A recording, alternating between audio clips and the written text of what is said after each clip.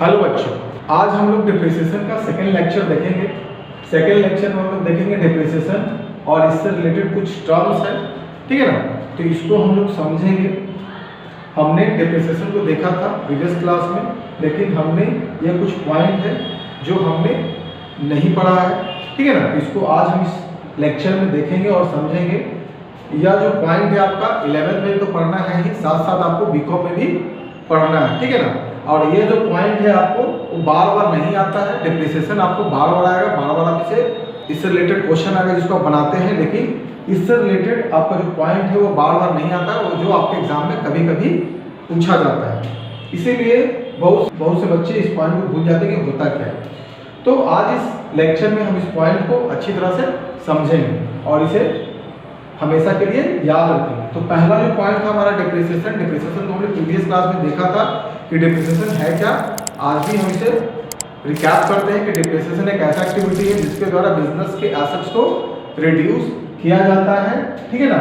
तो किस तरह के एसेट्स, तो आपका टेंजिबल एसेट्स, लैंड को छोड़कर, यानी लैंड को छोड़कर जितने तरह के एसेट्स हैं, बिल्डिंग, फर्नीचर, मशीनरी, उन सभी के वैल्यू को डिप्रिसिएशन घटाता है, लेकिन जमीन का वैल्यू नहीं घटता, उसका हमेशा वैल्यू बढ़ता है। दूसरा है आपका डिप्लेशन। डिप्लेशन का हिंदी होता है रिक्तीकरण।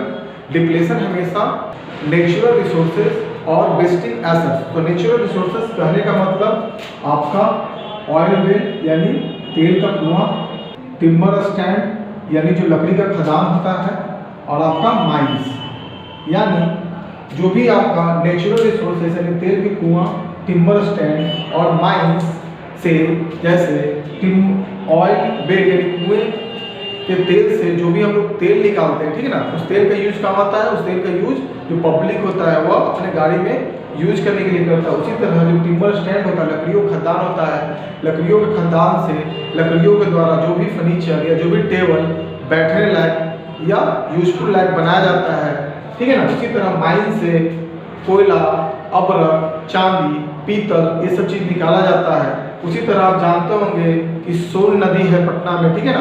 तो गंगा नदी से जो सोन बालू निकाला जाता है, किस लिए निकाला जाता है, वो सोन बालू से घर बनता है। तो जो भी यहाँ पर प्रोडक्शन होता है, जो भी हम लोग जमीन से निकालते हैं, ठीक है ना, इससे क्या होता है, इन नेचुरल रिसोर्सेज का जो वैल्यू होता है वो रिड्यूस होता है। इसे ही हम लोग डिप्लेशन कहते हैं, ठीक है ना। अब बात करते हैं डिप्लेशन अकाउंटिंग की।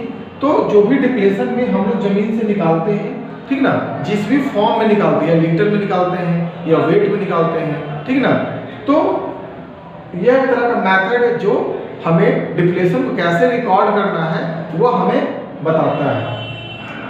अब बात करते हैं एमोर्टाइजेशन की। एमोर्टाइजेशन है क्या, तो हमने एमोर्टाइजेशन वैसा मेथड है जिसके द्वारा प्रोपोर्शनेट वैल्यू में, यानी प्रोपोर्शनेट वैल्यू में एसेट्स के वैल्यू को घटाता है। अब बात करते हैं कौन से एसेट्स की वैल्यू घटाता है, तो यह हमेशा इनटेंजिबल एसेट्स के वैल्यू को घटाता है।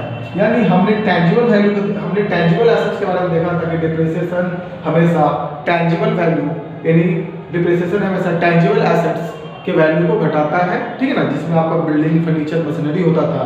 लेकिन यहाँ पर बात हो रहा है एमोर्टाइजेशन में इनटेंजिबल एसेट्स। तो इनटेंजिबल एसेट्स में आता क्या क्या है, इनटेंजिबल एसेट्स में आपका गुडविल आता है, पेटेंट्स आता है और कॉपीराइट आता है, जिसमें आपके इसके वैल्यू को क्या किया जाता है, राइट ऑफ किया जाता है। एमोर्टाइजेशन क्या है, एक तरह का एक्सपेंस है, ठीक ना, और यह ज़्यादातर आपका लीज पे एप्लीकेबल होता है, ठीक ना।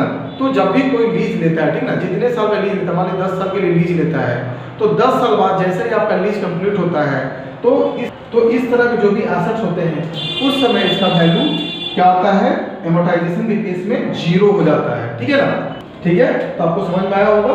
अब बात करते हैं फ्लक्चुएशन का।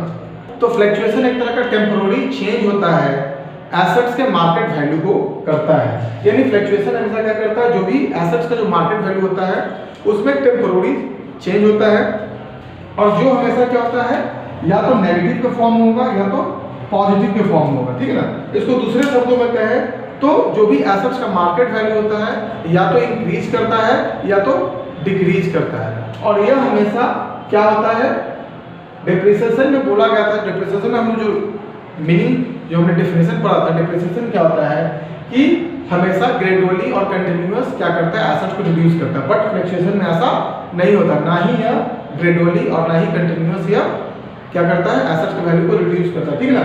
और यह हमेशा क्या करता है, करेंट एसेट्स के वैल्यू को रिड्यूस करता है। तो इसे आप नोटबुक में नोट कर ले।